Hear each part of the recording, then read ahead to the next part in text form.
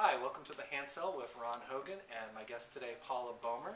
She is the author of 9 Months, which is a great novel about a woman who discovers that she is pregnant with what's going to be her third child, and from there kind of gets into the ways that impending parenthood can drive us all a little crazy, I think.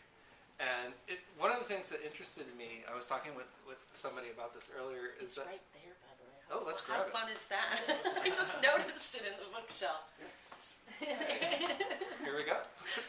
So one of the things that was interesting to me is that, it's published by Soho Press, but apparently it took a long time for you to find somebody willing to take this on? Yes, I wrote the first draft I wrote at least 10 years ago. And lots of agents and publishers and even friends who are writers were like, you're never going to get this published. She's not, a character that anybody can deal with. And then I found a true believer, and I also think that the literature of motherhood, if that's what, it's really not, it's that simple, but that parenting has become something more that we can talk about more honestly. Maybe that has to do with the internet, maybe it has to do with there is some sort of baby boom. But when I was having my kids are teenagers now, back then it was still like a more conservative genre. And this is not a conservative book, so it took a while for me to find a home for it. And then I found the best place ever. So. And so what we do here on the Handsell is that people send us lists of books that they've enjoyed, and then my guests and I try to come up with books for them to read next. And today's list comes from Tim from North Andover, and the books that he's enjoyed recently include Thien Pham's graphic novel Sumo, The Bed of Procrustes by Nassim Taleb, and Sam Walker's Fantasyland. And this was a really kind of interesting, eclectic list of it's not a mix that you usually find a lot of people reading. You've got a graphic novel, a collection of aphorisms, and a memoir, a fancy baseball memoir. Yeah. So this was a hard one to find a book for, and I'm interested to see what you came up with. Well, I tried to do a little research on all of these 3 books, and there were connections that came. One of the first ones being about the sumo wrestler book, the graphic novel. And it seems like this person needs a life transformation and discovers sumo wrestling. And also, graphic novels are unique. Not everybody loves them as much as other people, and I do. I'm a little picky about them. But this is one that, Epileptic by David B. He's a French writer. He goes by David B. He's written some other pieces, other graphic works, but this is his masterpiece. As you can tell, it's quite long, it's very elaborate, and it's an autobiography, really, of growing up with an older brother who has severe epilepsy, and how it affected the family.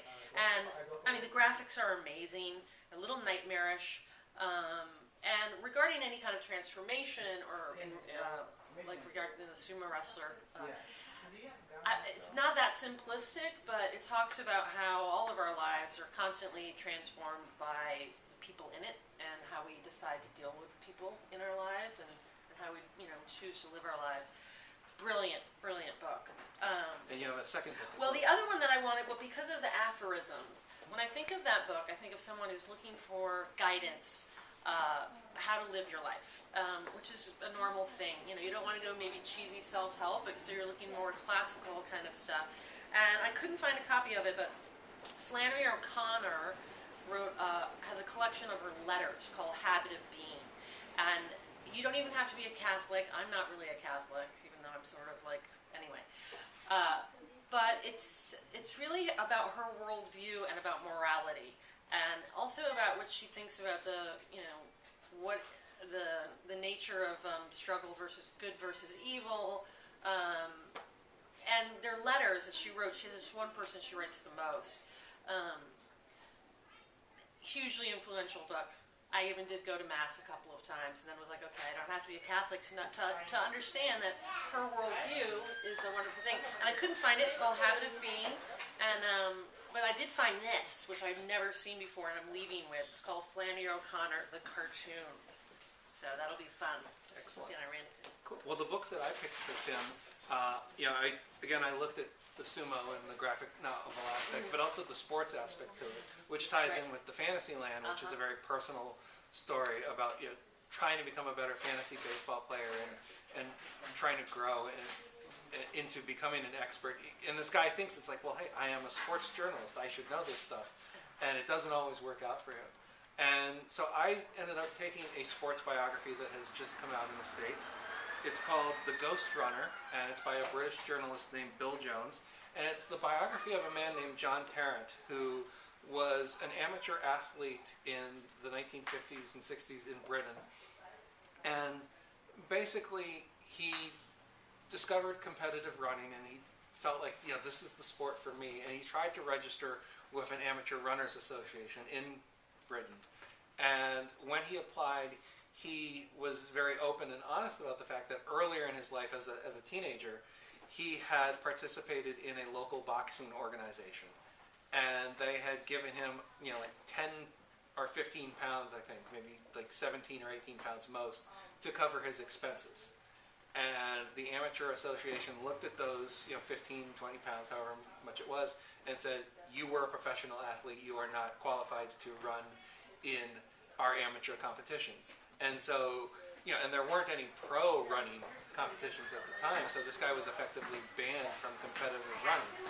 And so what he did was he would basically crash marathons and other races. He would like drive up just before the races began and jump out of the car or off of the motorbike, and as soon as the pistol went off, he would join the runners and get into the race, and would quite frequently do very well, like finish in the top 3 or 4 runners. But of course, none of this ever counted because he was not officially in any of these races.